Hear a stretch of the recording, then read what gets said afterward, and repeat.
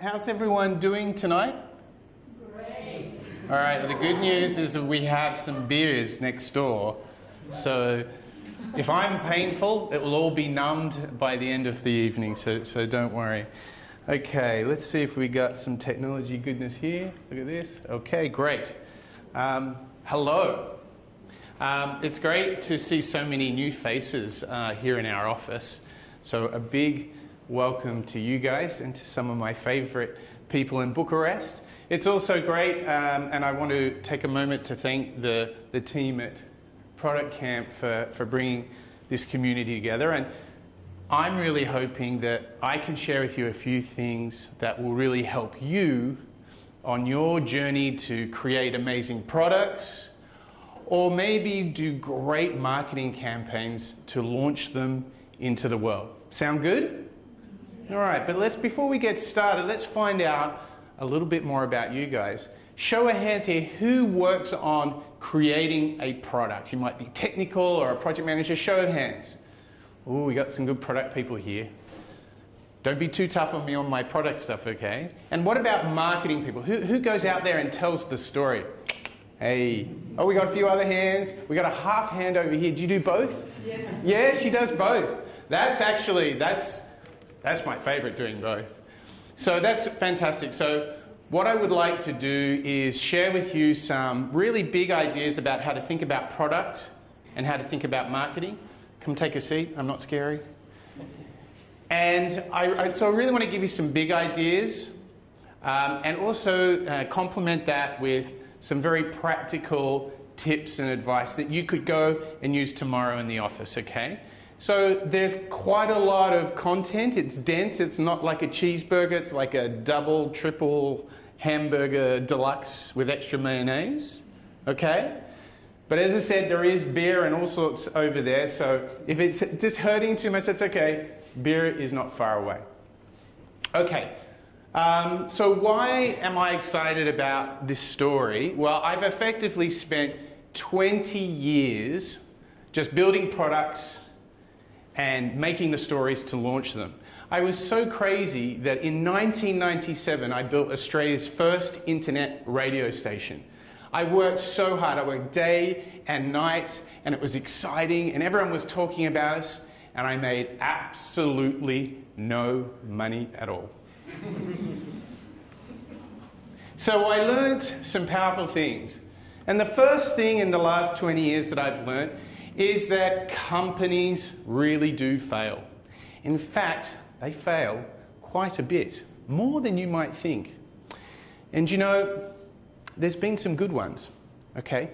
I don't know if any of you are old enough like I am, but back in the day, there was this ritual, okay? On a Friday night, you would actually go to the video store, right? And you would try and find something that you liked. And then the biggest thing, and I think this is amazing, is that you had to remember to get the video back to the store before they gave you a fine, right? But despite that being so old school, do you know what the funniest thing is? Just like when I stood in the video store 20 years ago, when I look at Netflix now, I still can't find anything I like. It's the same paradigm 20 years later. But back to companies for a moment. Isn't it amazing to think that they owned our world of entertainment? In fact, these guys, this is a crazy story, for $50 million, they could have bought a little startup in the back of San Jose. And they declined because, they didn't see any potential in it. Does anyone know what that company was? Bingo. Here's another good one, Kodak, fantastic company, right? I remember going on vacations, again, this is going to see who are the oldies with me. We used to have these black canisters, and inside it was the film. You had to be really careful that, I think it was after you'd taken the photos, that there was no sunlight, and there's all this kind of stuff. The crazy thing is their business got completely disrupted by the digital camera. You want to know the catch? Who invented the digital camera? Still an engineer from, I don't know what big company. Kodak. Isn't that crazy? And who remembers, again, I'm showing my age here, there was a time, I remember when I had one of those Nokias that had the little mini screen and, you know, you could make phone calls and you could send text messages. It was pretty high. Yes, Snake was there. And it was the thing. Everybody had a Nokia, right? And where are they now? You work at Nokia? Oh, you've got one. All right, everyone give it up for the gentleman that has the one Nokia in Bucharest. Okay, so here's my point. Here we see that companies that at one time were great, gone. Isn't that amazing? And do you know what? What goes hand in hand with this is that products fail as well. So should we take a little stroll down memory lane and look at some products that were not so great? All right, where should we start? Well, we all know this one, Microsoft's attempt. I mean, they couldn't even copy the iPod. They still got it wrong, right? Incredible. This is a great one, R.J. Reynolds, the smokeless cigarette. One catch, I forgot to mention this. In order for it to be smokeless, there was a little challenge with the product. It tasted like charcoal. That campfire taste just in your mouth. So, yeah, no surprise that didn't work. Oh, this is another great one. The multicolored ketchup. Yes, Heinz are innovating. Heinz are innovating. So they took inspiration from, of all places, Shrek the movie and came out with green ketchup. Well, we know how that all ended. But it's not just companies who have maybe hit the beers a little too early. It's also companies that have done amazing things. Facebook tried, do you remember this? The Facebook operating system for mobile phones? I think it was called Facebook Now. I can't remember the terrible. Gone. And this is Facebook. Here's another one. Google, great innovative company. They created a product that when you put it on, everybody else was like, whoa, yeah, you know. Even when I was living in San Francisco, it was really funny. We had a parent, a Googler at my son's school, turns up to the soccer match in his Google Glass, and all the parents were like, even this is in the heart of Silicon Valley, and everyone's like, that's weird, okay? Are you filming me right now? Okay? And I'll actually tell you later why that happened. This is a good one. Who knows what device this is? Come on. For the old school crew. Tape recorder. I know it's a tape recorder, but which one? Which was the famous one, which was actually a better product, but failed anyway? Very good. Sony, the Betamax. Now, even in recent history, here's another huge misfire. Netflix had the decision, let's separate our DVD business and our streaming business. Awful mistake. Total uproar from its customers. So here's the thing we can deduce. Companies fail, products fail, and it happens a lot. In fact, it happens way more than you might expect. Let's have a look at the numbers, okay? So for the quantitative people in the room, you're going to be happy with the next few slides, okay? Only 12% of the Fortune 500, like, you know, Fortune 500 is like the top 500 publicly listed companies in the US, okay? Go back in your time machine, all right? 1955, okay? 12% of those exist now. In fact, just last year we lost 15.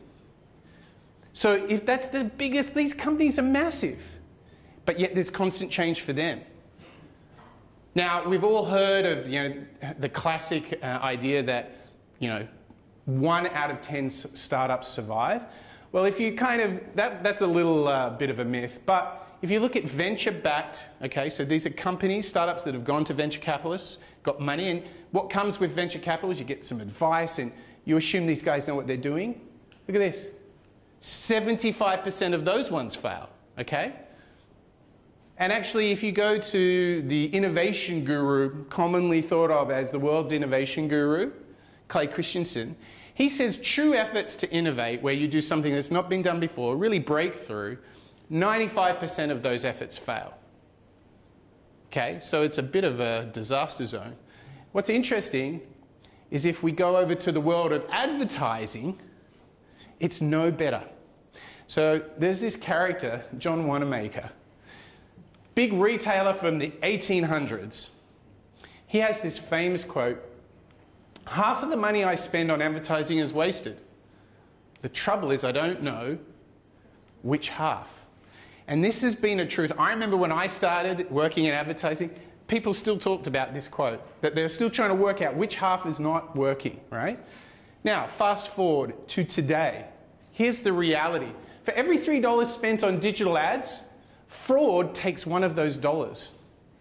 So if you're a marketing person or a brand person, you can be sure that at least, and I'm sure this number is way worse than we realize, you can be sure that for every $3 that you're spending on Facebook ads and AdWords, that one out of every $3, it's a little robot going up and clicking on there. It's not a person at all, but you pay for it, okay? So it's a huge challenge. And at the heart of both product innovation and marketing is the idea that it is both art and science. And when you put those two things together, you can get a lot of things. You can get chaos, perhaps you get bliss. But one thing I know for sure, when you put it through a business lens, you get this very, very dirty word. And the bigger the company you work in, the more you do not like the look of this word. Because as companies get bigger, they try to reduce risk. So here's a bit of a conundrum for you.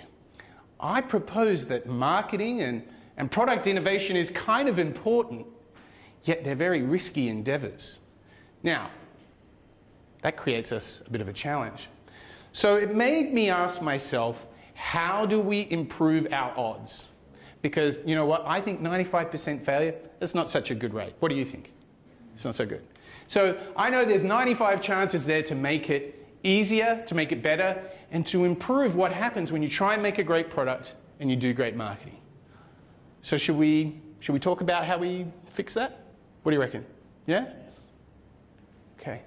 Here's where I found the answer started. Again, you'll notice that I love going totally old school. Late 1950s. Who's heard of Peter Drucker? Show of hands. Oh, wow, I'm quite impressed. Okay, this guy is like the godfather of modern management thinking.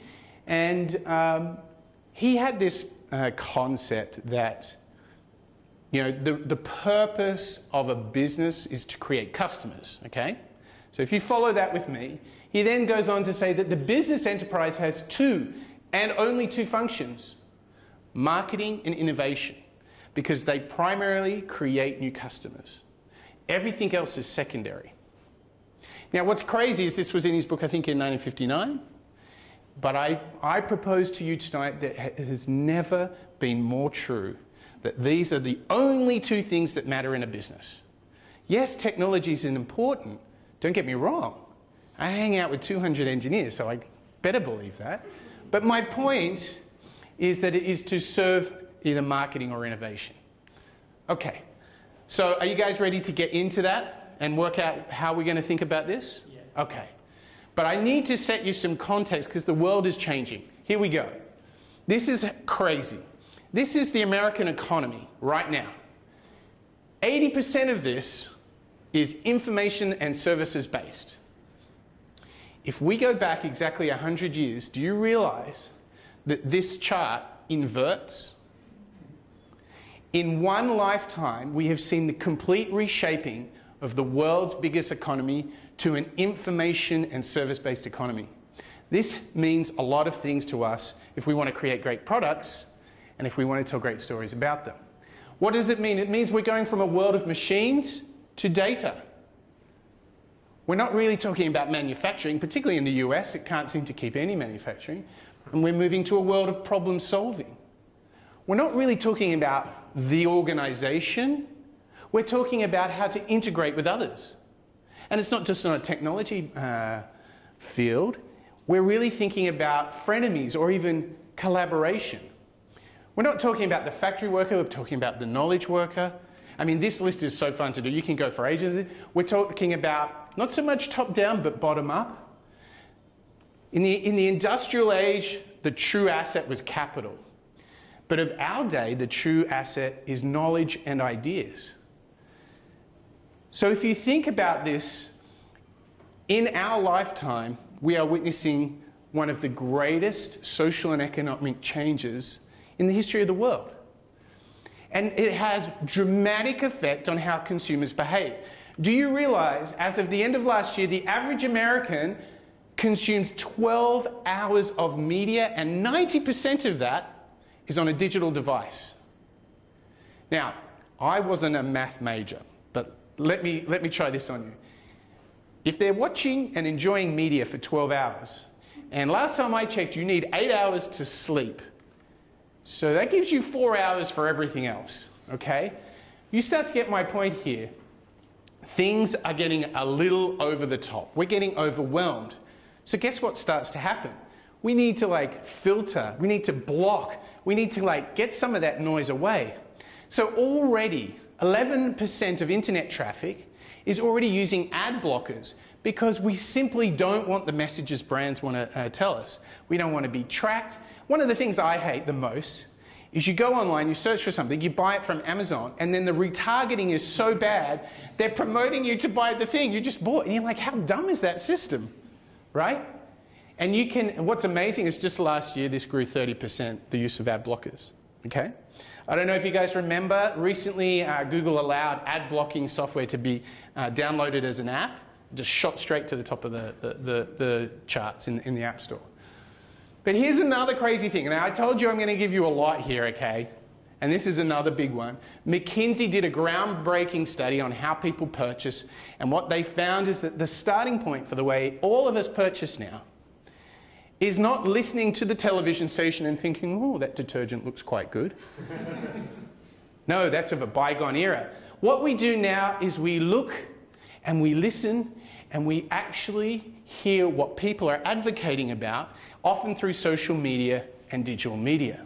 And this changes everything because the stories we tell as marketing people are not just to acquire a new customer here to get them to consider and evaluate your offering, but they're equally a story that helps your existing customers attract new ones. So your marketing brief just got twice as hard. I'm just going to double down on how terribly hard it is to innovate and to tell marketing stories. Check this out. Two big things that are happening now. Sequential screening, okay? What this means is if I want to get a task done, I go from this desktop to this iPad to this smartphone. You know, just 90% of how people use products now.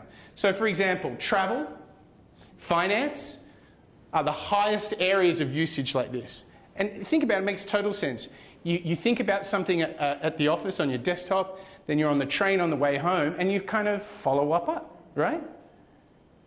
So it's 90% of how people are getting their tasks done. They're sequencing their screens. Oh, but this is the best one.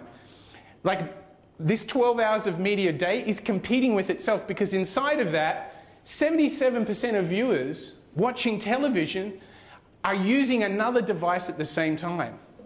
Now, if you read this report, you know what's crazy? Is people talk about getting in front of the television, and if they're not actually multi-screening, they feel uncomfortable. That they don't have their phone out and they're not like...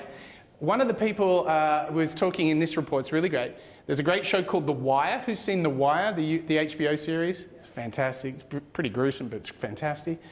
And they were talking about that what they really delight in is to watch an episode and look at the social commentary about the episode on their smartphone, okay? Isn't that incredible? So here's the thing, in a world that truly is being eaten by software, there's a famous venture capitalist, Mark Andreessen, started a little company called Netscape. He wrote an epic paper a few years ago that software is eating the world, and I believe it is already happening in front of us right now.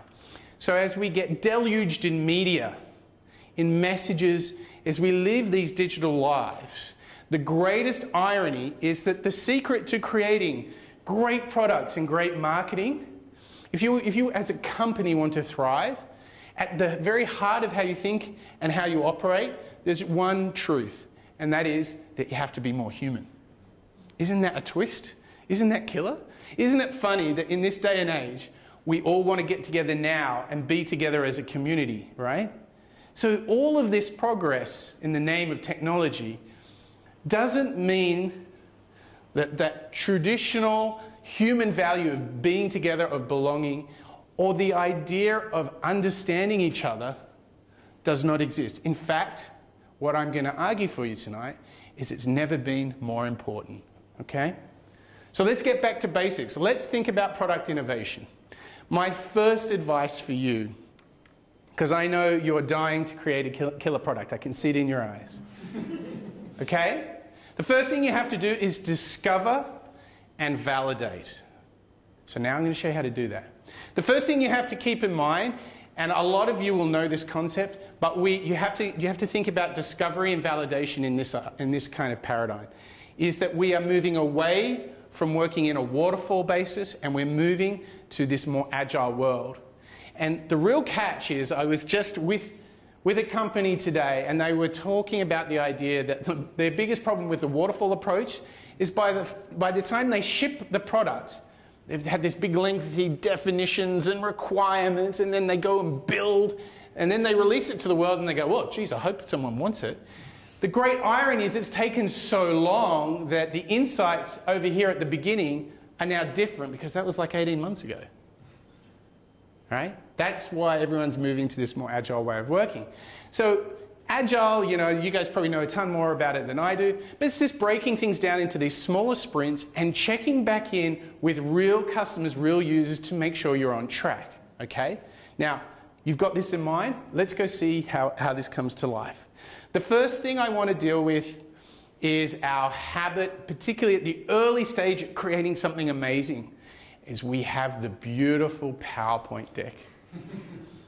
And we love it. In fact, I think what happens is we love the PowerPoint deck so much, we forget that that's not actually the product, right? That's just an expression of the product. But we move the fonts around and we get those icons in. An idea doesn't live in PowerPoint. It lives in the hands of your customers. And the earlier that you do this, when you're creating something brand new, that you look to your customers for feedback, for ideas, for co-creation, the better for you. And here's how you do it. You create the direct experience, okay? You give a customer the opportunity to use and interact with a prototype.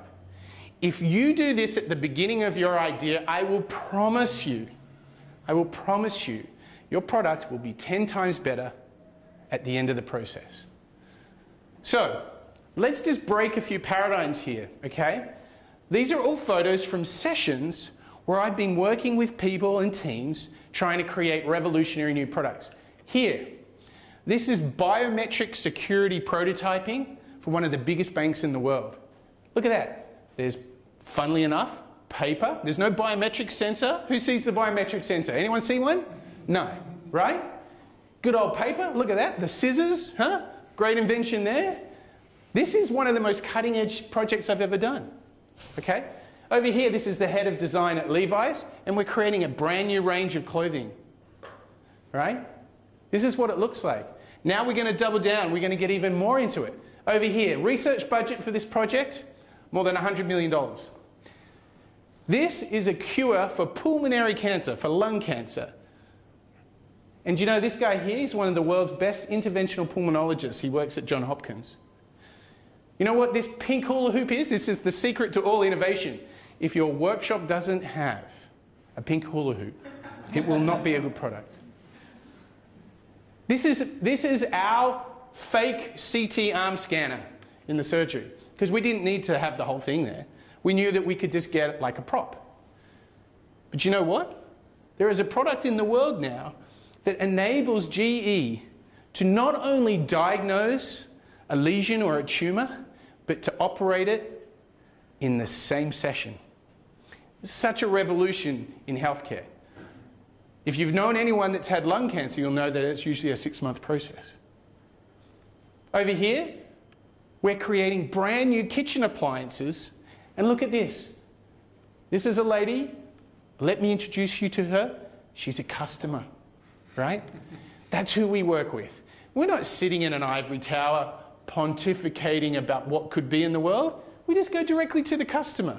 And that's what you need to do. You need to create the direct experience. And here's the thing, it doesn't need to be all shiny and jazzy. You can use a whole bunch of very low fidelity tools to create what your product might look like. And then you can engage in like the most meaningful innovation you'll ever do. So, let's get into a product that I did recently and show you how we did it. So this is creating a brand new company for Sir Richard Branson at Virgin. It's all about sports and reimagining the marathon. Look at this. Here is actually a customer and 3 guys from the Virgin team, and we wanted to reimagine the way you finish a marathon, right? We saw the finish line of a marathon at the start to a festival of sport. So we had the guy running around the lab, right? He really had to do laps and come in, and we actually prototyped. We had like finish lines and all this kind of thing. We created the experience. We didn't ask the customer to kind of guess or imagine what their product feedback would be. We did the real thing and got the feedback. But here's the most important thing. Now, don't be scared. I know they look kind of big and tough and sporty, okay? But here's the thing. When the customer here is talking, what are they doing? Listening. Right. It's not that hard.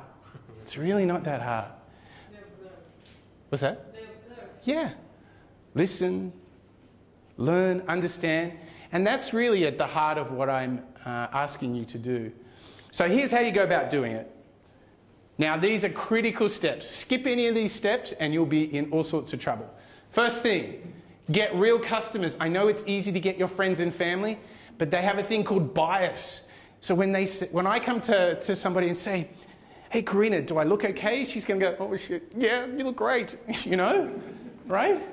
But that's the best restaurants in the city. They don't need to be on the corner with everyone. They become such a destination. And then they charge you like that as well, right? But the Starbucks, right? What do they say in retail?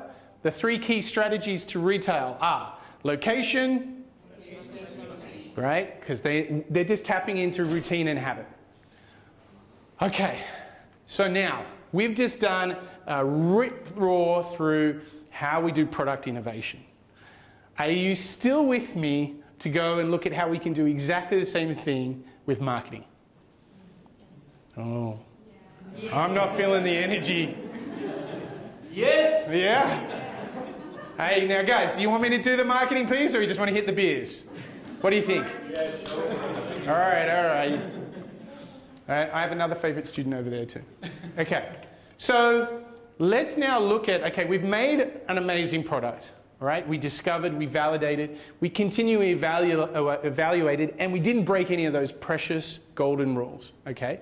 Now it's time to go and tell the world about it, okay? The good thing about this part of the presentation, I've got a lot more videos and fun stuff and less of me talking, so that's also good, okay? Here's the first truth about modern marketing. People don't buy what you do. I was feeling singled out. What's that? I was feeling singled out. Thanks. No, that's why I kind of shifted a little bit, just to make you feel good.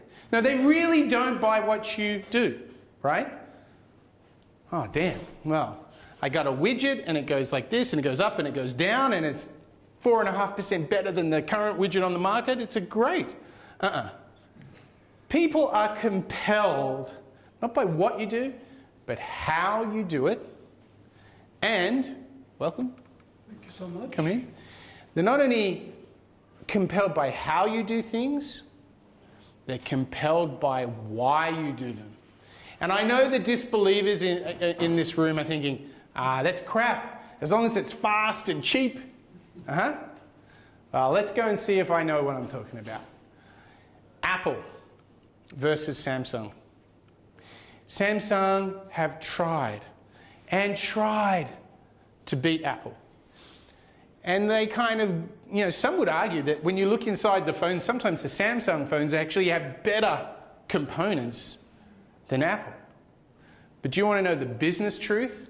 Is nobody makes profit per phone like Apple. Right? Many believe that Samsung don't make any money on their phones. Here's another one, Nike versus Adidas. You want to check out the market cap difference between those two companies? Boom. And I'll tell you why. Not only does Nike make great product, actually I like some of the Adidas products. That new Boost technology, has anyone ever used a pair of the Boost sneakers? They are meant to be super damn comfortable, right? But so, you know, they know a thing or two. But really where they get hammered is on the stories that they tell. Okay? Yeah. But that's a huge delta, right? That's a huge delta.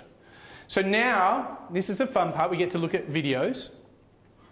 So now I'm actually going to show you what the best storytelling looks like, and then I'm going to give you a few tips on how you can do it too. All right, you still with me? All right. So this is a film that I was part of the team that made this next film, okay? I was warned not to show off too much of my own work, so I'm keeping it very low key, but I snuck this one in. I love this one because it was for Xbox, and what we did is we didn't celebrate the product. We didn't even celebrate how we made the product or why we made the product. We went a step further. We celebrated what customers did with the product. Okay? Now, I just have to check that all the sound stuff's working, because you know how presentations go. I'm going to press play, right, and the sound's not going to work. Okay. See, I give these big cues so everybody knows I'm about to.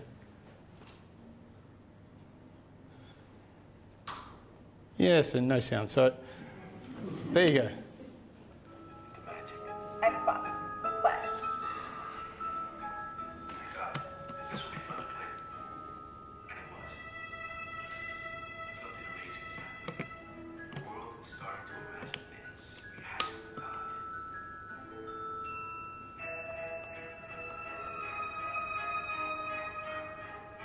Unexpected things. Awful things.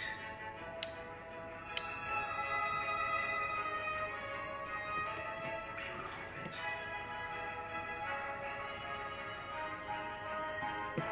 Inspiring things.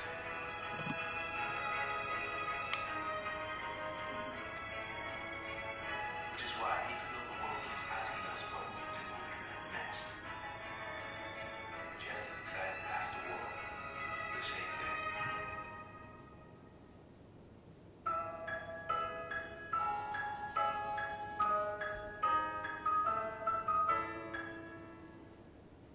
Pretty cool, huh? So this ad was so powerful that it was the top 3 most effective ads in America the year that it ran. It was put on the Super Bowl, it won Effies, it won all the awards it could. And the beauty of it really is not the awards, it's the fact that we just celebrated that we had such a good product that we could talk about what people did with it. And it was one of the most compelling stories for consumers all over America, right? And you can do that too. In fact, when you have a great product, marketing just becomes that much easier. So what was your partner? I was the CEO of the advertising agency that ran the You ad. didn't point it up. What's that? You didn't point it up. Oh, I'm trying not to. I'm trying to You do... said you weren't. No, I'm just a little bit, just a few, just a few. So it's like people were so delighted that it worked for people, right? Well, it resonates because me as Xbox Connect, I'm not going to tell you how good I am. I'm just going to celebrate what you do with it. So that opens up the ability to relate to it, to be inspired by it. And the biggest thing... Like it. Huh? The others like it. Yeah. Yeah. You can't disagree with it. So here's what I'm going to do for you now on my theme of Nike versus Adidas. Right? What do you got there? Nikes, hey. So here's the thing. I'm going to show you what I consider to be one of the best ads ever made. Okay? Because, frankly, it did one job better than I did. They not only celebrated people, you'll notice from the Connect ad, we were celebrating, special, talented, unique people. This next ad celebrates not the greatest of athletes, and the most unexpected athlete you could ever imagine. So this is one of the best stories, I think, that have ever been told in advertising.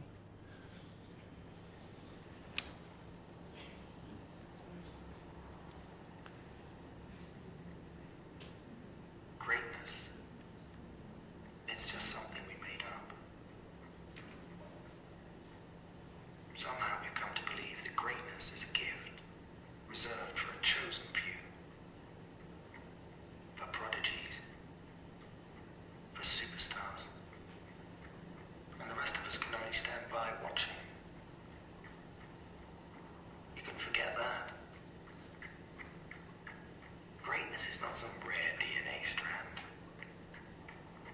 about some precious thing. Greatness is no more unique to us than breathing. We're all capable of it. All of us.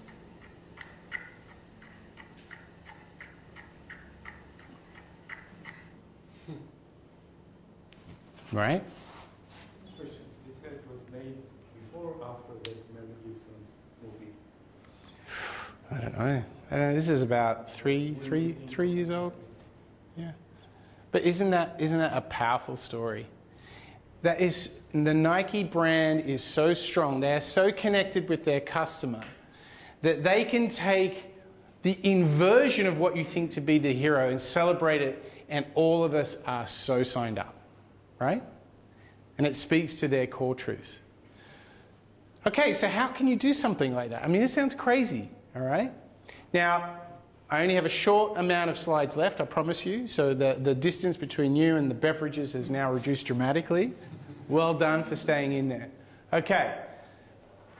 Now you'll start to see a little bit of the subtext to my entire talk tonight, is you need to go to customers and really discover what they want and what they need, what mission are they on.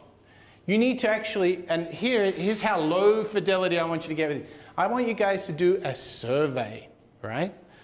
And find out about, let's take our airline industry example. Find out the things that they hate, that they love. How does it fit in their vacation planning?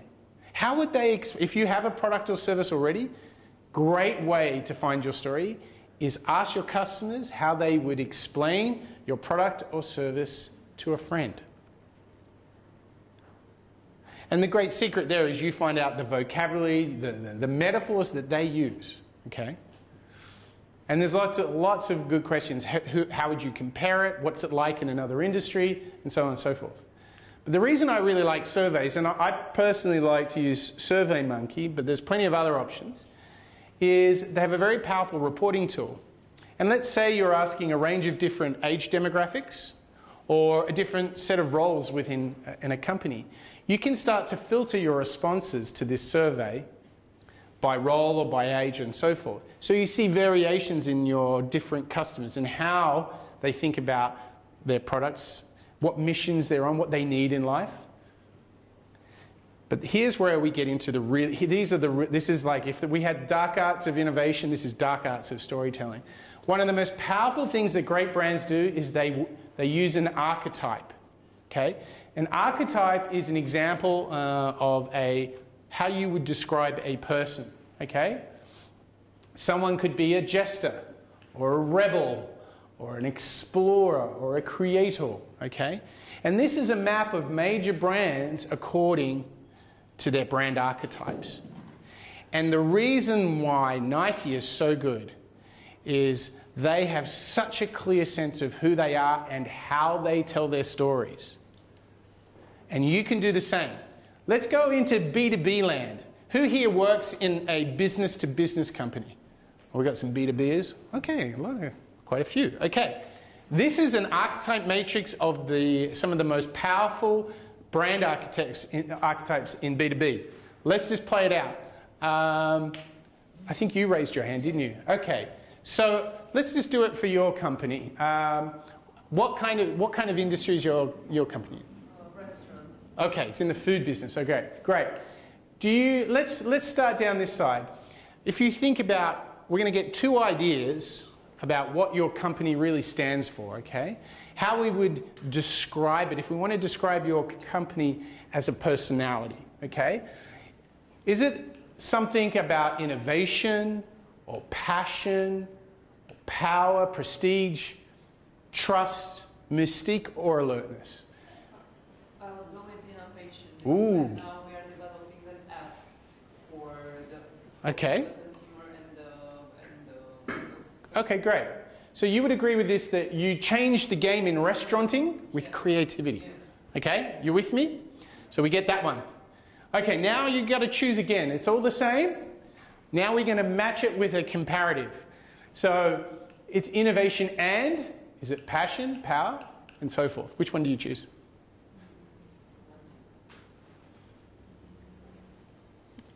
Passion's a good one for food. Yeah, but it's not. That's good. That's good. If that's not you, are you more? Oh, prestige. Okay. So here's how the exercise works. Innovation, run along here, and we're going to match with prestige. So what archetype do we get? The trendsetter. How does that feel? Good. Cutting edge. Ooh, but here's the danger. Elite and progressive. Is it pretty elite? Pretty snazzy? It is a little because we are changing the paradigm right now. So it is. Okay. We have a lot to work on the education. Yep. So this can make it elite. But in the same time now it's trendsetter. Great. So here's what I would do. I would look for benchmarks of other brands that you believe behave like that. And that's where the clues are from how you can tell your story. Okay? And look, the great thing is, let's imagine that you were all about trust. Let's say you're like a health food store, right? And you were all about innovation and, well, actually, let's do innovation and trust over here. That would make you more the artisan, which would be great for like a health food place, right? Deliberate, thoughtful, and flexible. So the thing that I'm pointing out to you is this saves you so much hard work, and more importantly, it finds a distinct tone of voice. Because when you watch that Xbox ad and that Nike ad, even if you're not really the target market, there's some truth and authenticity in the story. Like, you can see there's something real happening. And that is they're telling a story of values that they hold themselves to. So you've got a great opportunity to explore what it means to be a trendsetter and how you can tell stories. What you might do, if you weren't sure that you were definitely a trendsetter, you could actually do a story test and tell the same story as a trendsetter, but then tell that story again as the artisan. And maybe you get wildly different responses from your customer. Okay? So we're going to test. Yeah? One question, if you go back to the slide, because for example, the solution right now, it's B2B, but also B2C. Yeah. How do I put this? Because for example, from my point of view right now, for B2B, it's clear the trendsetter. How do I switch it to consumer? So the solution is for both of them with common things, but also different. Yes, well, what I'll do is I'll show you some examples of where we've played with hybrid versions of archetypes. But what I want to point out to you here is that this choice is a huge leapfrog for storytelling, because you immediately ask yourself, when you're looking and thinking about telling your story, are we doing this in the right tone of voice? Is this cutting edge, elite, and progressive? It becomes some sort of rails to stick on. You know a Nike ad when you see one because they stay true to their archetype. Okay? Now, we're going to test the story. What in a perfect world you would do, you'd go back to the same customers that you surveyed to say, hey, how does this universe work for you? You would go back and you would test your stories with the same customers. Okay? So now I'm going to have some fun. This is highlight. I'm also going to show you some of my old work. But I've tried to get the wackiest combination of story tests I've ever done. All right, so we're going to start really safe. This is the folks I was telling you about. Big stealth startup, going to do something in marketing intelligence. Different archetypes telling different value propositions, but the essential same story. Stuck in e-commerce data, marketing data made more simple, future marketing in your inbox now. These tested wildly different with customers. All right, here's another one. So I worked with this great athlete. He was, you guys know the game lacrosse? It's a very violent game. Have you ever seen lacrosse? It's like, they have like a hockey stick with a net and they throw the ball in and everyone gets really injured in that. Anyway, he founded this brand new company, which is a completely new detergent that works really well on gym gear, right? Because often the complaint is for a lot of people who are very active that gym gear gets like a stink to it, right? And it's all got to do with using the wrong detergent. So he creates this new detergent. And here's the story test we did years ago for them. And we started very functionally over here in one archetype and moved right across. So we got sweat more every day versus Work out, rinse, repeat. So this was really tackling the problem, but this was really tackling the lifestyle that people wanted to live, a more active lifestyle, and they didn't want this impediment to working out. But then we even threw out this one, which is a complete lifestyle play, which is enjoy the ride, protect the clothes that keep you moving, right? Complete absence of the main issue for everyone, which is sweat and stink. This is all way up in the Maslow hierarchy. This is all about leading a better life. Now, this is the most obscure one I've ever done. This is like, you know the alcoholic drink cider? This is a device that enables you to brew cider in your home, which is pretty cool, right? So we had brewing at home made easy, a new taste sensation, and then the best way to host friends. We create the finest taste for our dearest friends, okay? So some really, again, different stories that you can test. And isn't this great? Just like prototyping a product, you can just test all these crazy ideas, get all this great feedback from customers, and look at this. This is me in Keynote making these story tests. Like, it's not like you need like an art director to put these together. So it's low fidelity, quick testing, rapid feedback from your customers.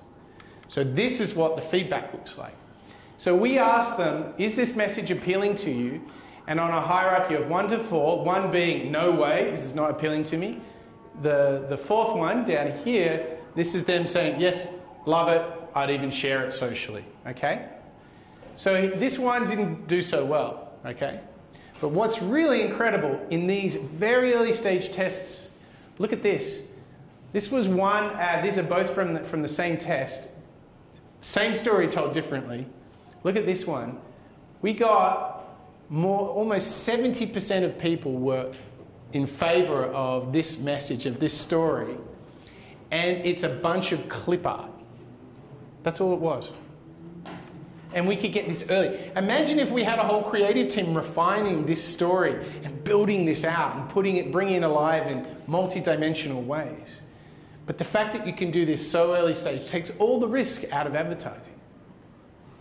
And now, I promise you I'm almost at the end, okay, is you've got your feedback, you know which story resonates, you know which archetype, how you tell your story, you know that. So just to remind you, we already discovered a great product. We validated it, we evaluated it, we've now tested the story, we're at the last stage and then you're good, right? This is IPO, this is like acquisition by Google, you are laughing all the way. Millions of customers eating your food, right? This is what happened. But you've got to capture your story, okay?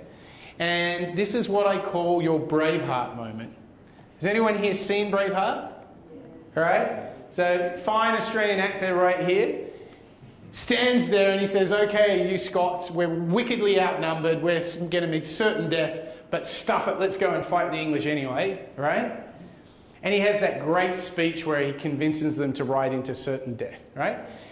He basically reminds them not of what they are, but how they believe the world should be and why they exist as Scottish people. And that's what moves them to go and dong the British on the head, okay? So you all have a Braveheart moment. You need to capture your story in a way that reminds everyone not only of what you do, but how you do it and why you do it. Because people don't buy what you do, they buy... Exactly. Okay? That's why our manifesto is so important. Now, is Jules still here? Where did Jules go? He left. Jules had to go home and sleep. But he's actually one of the guys that we work with at RunSpace. And we made not only the app for RunSpace, but we had the chance to write their story. And here's the most interesting thing. We ended up making a film that is as much a story about what they offer the world as it is the product. In fact, these two things came together in one piece of work. So this is why I want to share this with you. So what I'm going to show you, it's like 2.5 minutes, so you have to be patient.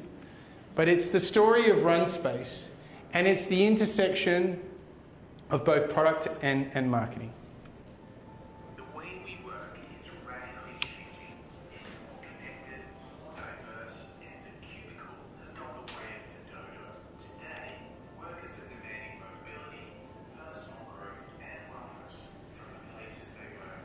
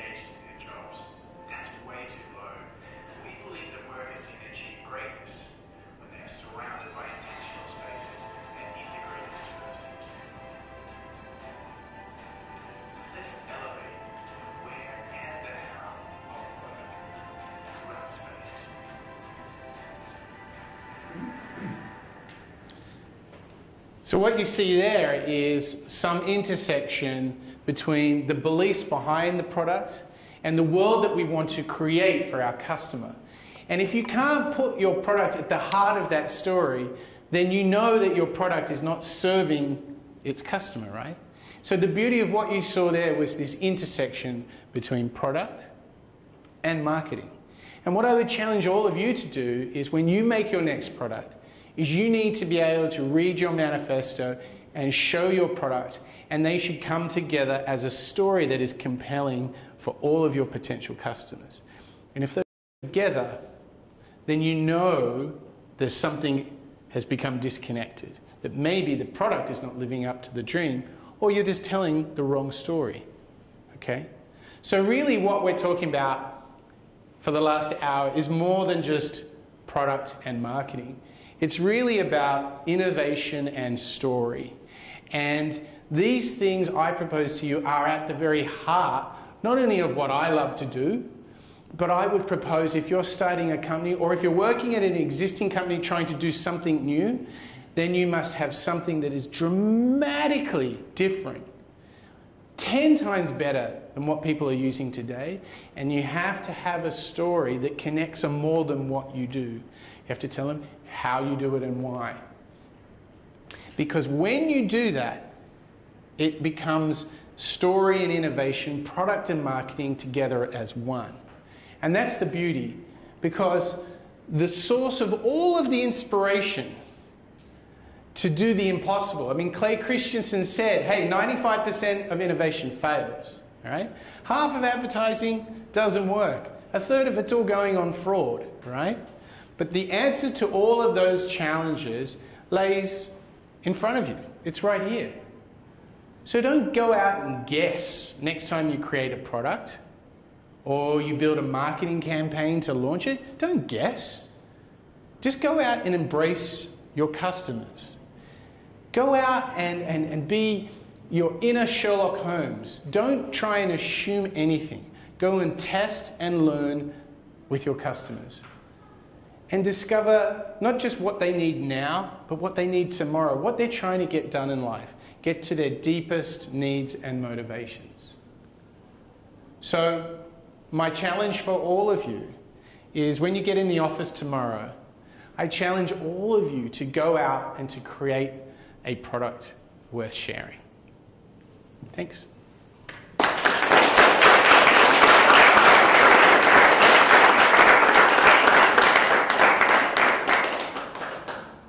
So actually, pizza is here. Forget the Q&A. I would like to ask you, would it be okay if we take now a few questions? Yeah. 1, 2, maximum 3, okay? And then the other... So you not only have pizza and you have also beer, so I know that these questions will be very quick. All right. Who's got a tough question for me? I know we had good students here and here, I think, so I'm expecting lots of good questions from over there. Yes? About services. Can you make the same for services? Absolutely. In fact, when I talk about product, I really mean product, services, and experiences. Yeah, absolutely. Yeah. So the thing with experiences and services is you inherently will have less physical, tangible things to talk about, like it does this. So you move away from features, you instantly start to get to benefits. But the same rule applies. Okay, well, how did you create those benefits, right? And why do you exist? They still remain, right? Particularly because services are often much easier to copy than products. So that's why you need to have a strong why for those. Okay. Over this side of the room, yes? Which tools or methodologies do you use for innovation? Because there are lots of tools, like, I don't know, including design thinking, Yep. and problem solving, and so on and so forth. So I'm curious about what you're using actually in your daily Yeah. Okay, so the question's like, okay, there's like, innovation's terrible. Like, I actually have a thing in Google Slides, it's called Frameworks, where I paste in all the different frameworks, blue ocean, red ocean, this and that. It's like crazy. I would say like there's, to paraphrase like the essence of design thinking, and I would say if you're just thinking about making great product, okay, the challenge, the framework I would use is create a product that customers love and that is both viable and profitable. That's the essence of design thinking, okay? So when we talk about, when I use the word love, right, I'm not like, yeah, that's pretty good. Like it's like, wow, this is great. That's a product that people love. Secondly, the viability thing, I have a whole story about, remember the Apple Newton? Okay, its biggest problem is it compared itself, it's easier than taking notes with pen and paper, but this is how the e-ink worked. You'd go A, okay, B, okay, so it wasn't viable. So viability often means like, can we actually do it now? And this is terrible in the technology world because everyone's like, yeah, the microservice provider said that they could do that, and then you actually integrate with them and nothing works, right? That's the classic thing. And the last one is profitable, right? Like, can we do something that costs us $40 a unit to make and we can sell it for $80, okay? So how do we create a product that people love, is viable and profitable? Now that's very much within the product world. So my big cheat for you is I believe there are 3 P's to innovation. There's product, which we just talked about. And then there is the whole profit, which is much more about how you realize true value and how you make all the dollars and cents add up there. The tool that I would most recommend there is the lean canvas. It's fantastic and it's very good at identifying price versus cost assumptions. And so you can sort of work out how many do I have to sell to actually truly be profitable. And then the other thing is people, okay? So you've got your lean canvas for profit, which I love. Then that design thinking statement that I gave you for product. The last one that I would say is it's all about culture, okay? And you need these 3 conditions. You need a great business model, you need a great culture, and a product that customers love that is both viable and profitable. If you can embrace that, there's so much in what I just gave you there. Like it is so deep. Like if you can follow that, you're on a path to great success. So lean canvas is a really good one. And I would say you want to have a look at culture. And I think the clear thing about culture, it's all the behaviors in an organization that are unspoken. Okay? It's how you work, how you hire, how you fire. It's how you celebrate your values. So it's essentially, do the values come into tangible real life? That will indicate culture of an organization. And the key thing I want to go back to is, you remember how I was talking about basically great marketing and product innovation is all art and science together, which equals risk. So your culture needs to match to risk. Because we all know, if we go to a very conservative old company, the appetite for risk is going to be like, right? And then there's a whole story, Lockheed Martin created Skunk Works. So they created like a separate organization because they knew that the mothership would kill the idea with bureaucracy. So they went out and they created a little satellite and said, like a little Skunk Works, and said, you guys just go off and do it and forget about the big thing. So that's how they solved their culture. Does that help at all? Yeah. Okay. Another one. Oh, okay. You can go. I'll get you go too, and then we'll go over there. It's a very kind of simple question. But how do you get your clients to experience your product? Do you write them, or how do you attract them and get them to kind of So when you say customers, who you when you test the products, in the early phases, how do you convince people to kind of taste your product? Okay, so here's the thing, okay? If any of you put an ad in Craigslist and say, come and rapid prototype with us, no one will answer your thing. So here's the cheat. You say, come and do a focus group, and everyone understands what that is, so they come. The other thing is you should definitely pay them, okay? But you also have expectations. You're going to be there this time and so forth. When they arrive, you say, hey, we're going to do a focus group, but we do it a little differently. We actually just show you products and you give feedback. And everyone's like, cool. So we were developing these luxury kitchen appliances for Breville, and we were recruiting like very wealthy, middle-aged housewives who are the cook in the family, and we actually went out and paid top dollar to recruit them from their lovely homes in Sydney, because they were the customer. For them, the creation of food is way more than just feeding people. It's creating family. It's like incredibly important to them. So they'll spend $1,500 on a mixer, no problem, okay? But so we paid them top dollar to come and actually give us feedback, and it was great feedback. So don't have any problems with paying them. The key thing is when you're recruiting customers, screen, so you make sure you're getting the person you think you're getting. Don't just say, hey, are you between 18 and 24 and are you active on the weekend? Then what you do is you get all those emails in, then you do a follow-up questionnaire with them, and then you get all this drop-off, so all the time wasters go away. So that's the art to getting it. Like, don't just be like a vacuum cleaner and suck them all in, you know? Should there be a ratio between innovation and marketing? I have a certain product in mind, yep, which in 2016 it was innovative, it brought innovation, but I think the marketing was up a level and it actually backfired. Oh, so the marketing raised the expectation too high? Exactly. Okay.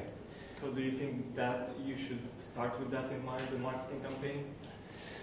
So I would say that one of the things we had, I remember with Microsoft having a very big discussion about the promise of a very, very large campaign. And I don't think there's ever anything wrong with a big promise, but I think it's promising what you can do versus how you're going to approach it or why you do it. And perhaps you overpromised on your what it is, but it's harder to backfire on the promise you make about why you exist and the positive change you're trying to create. However, the big catch with that is when you promise a big motivation for positive change in the world, as soon as you behave discrepantly from that promise, okay? So it works great in your ad, but then you've just raised the bar to how you as a company are going to operate. And so we always see, does anyone remember the big Lululemon fiasco? Huh?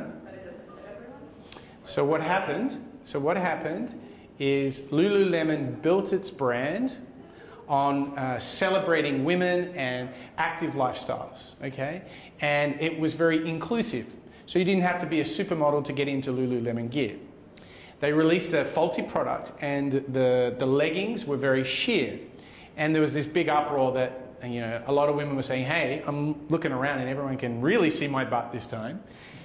And do you know what the CEO said? Well, maybe they should get a smaller butt. So they had built up this brand of embracing women everywhere. No matter what size or shape you are, you're part of the Lululemon family. And then the CEO just made the most derogatory comment.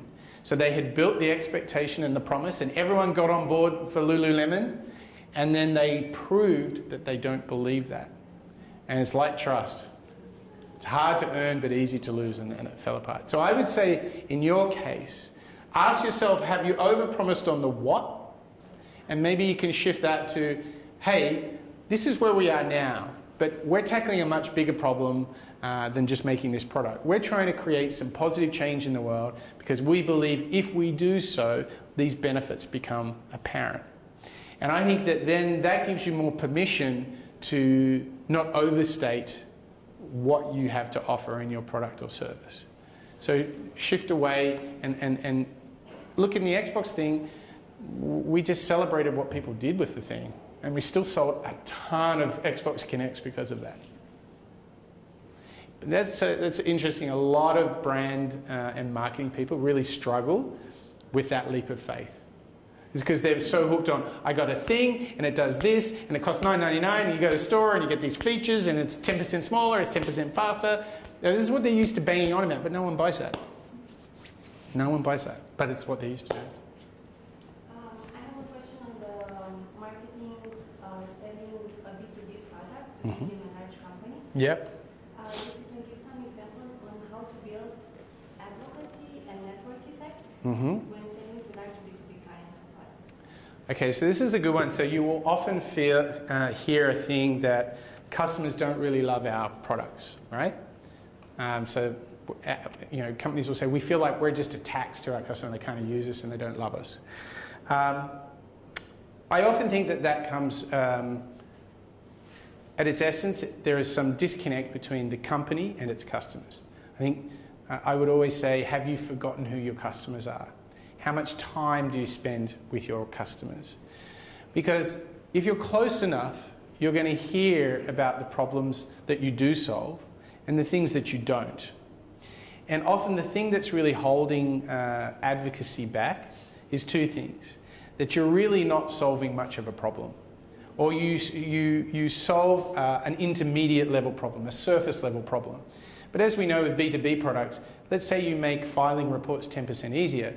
The problem is the company's bogged down in bureaucracy and it's not forward looking. Once you start addressing a bigger problem, there will be way more advocacy of you. But if you're seen as really a hygiene factor and not really solving high value problems.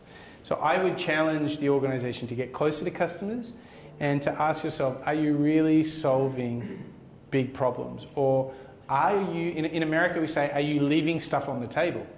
Are there a whole bigger set of problems that you've just not addressed? You've become sort of occupied with the thing you do, and you forget that like your customer is living in a world of pain. They've got all these issues with all these other things. So when I take you back to that marketing intelligence firm, e-commerce managers are like the most stressed out people in the universe, right? Because everyone's shifting to e-commerce. So whether you're at a startup or at a big retailer, this is the hot seat. And so actually like working out what gets clicks and what people are buying is the least of their things. They don't spend any time forward looking. They're so reactive and overwhelmed with data. We've got a massive problem to go solve. So in that case, I would say go after the big thing. And when you go after bigger things, the last thing I would say is, are you making your story easy to share? Have you ever tested how shareable your stories are? I showed you an exercise you can do to see actually whether they would share it. And what you'll find, there's all sorts of issues about how people want to share a story.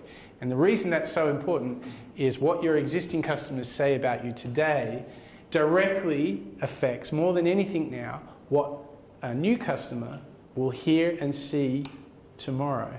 So basically, all of your new purchases, if you actually look at your behavior, start with you either hearing something from a friend or you go onto Amazon and look at all the reviews. This is how, if you were going to stay at a resort, right, and you've never been there before, what's the first thing you're looking at? You go to TripAdvisor and you look at all the reviews. And what's the next thing everyone starts to do? 4 stars and above. I don't want to see anything 3 stars or below. That's that McKinsey study in action. So what you'll probably find is that if you address solving a bigger problem and you keep close to your customer, your last job is to actually tell a story worth sharing. And you might find if you've got the first two, you might not have actually found a way to express the story that when someone shares that story, right, it's a greater reflection of who they want to be seen as. And that's really at the heart of advocacy. I will talk about something that's truly great, that helped me a lot, but it's also, when I'm sharing it, it is becoming a reflection of my personal brand, be it in the business or in the consumer world. So get close to your customer, solve a bigger problem, and then lastly, give them a story worth sharing.